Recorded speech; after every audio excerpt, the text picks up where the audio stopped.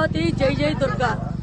ఈరోజు అమ్మవారికి మేము చీరాసారితో బయలుదేరామండి. ఎందుకనంటే 5 సంవత్సరాల నుంచి ఈ ఆంధ్రప్రదేశ్ లో ఒక దుష్ట పరిపాలన సాగిందండి. ఈ దుష్ట పరిపాలన వల్ల 3 రాజధానులని అమరావతి రైతుల్ని, భూములు ఇచ్చిన రైతులు ఎంతో ఇబ్బందులు పెట్టి రాక్షస క్రీడలు ఆడారండి. మేము ఈ రాక్షస ప్రభుత్వం తట్టుకోలేక అమ్మవారికి మా చెప్పుకుందామని బయలుదేరితే ఈ రాజధానిలో రైతులు, మహిళల మీద దమనకాండ చేసి కొట్టి రక్తాలు చిందించి కేసులు పెట్టారండి.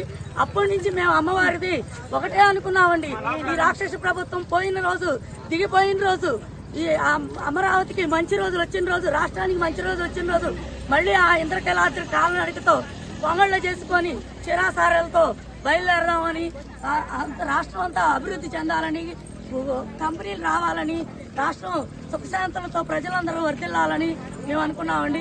ఈ రోజు అందుకని ఈ మొక్కులు తెచ్చుకోవడానికి కాలినడకన ప్రతి ఒక్కళ్ళు అన్ని గ్రామాలు 29 గ్రామాల మహిళలు, రైతులు బయలుదేరామండి.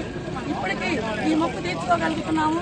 దీనికి అవకాశం ఇచ్చి ఓట్లేసి రాష్ట్రంలో ప్రజలందరూ గెలిపించి ఎన్డీఏ కూటమి గెలిపించినందుకు కూడా ప్రతి ఒక్కరికి మేము ధన్యవాదాలు తెలియజేసుకున్నాం. జై దుర్గా. జై దుర్గా.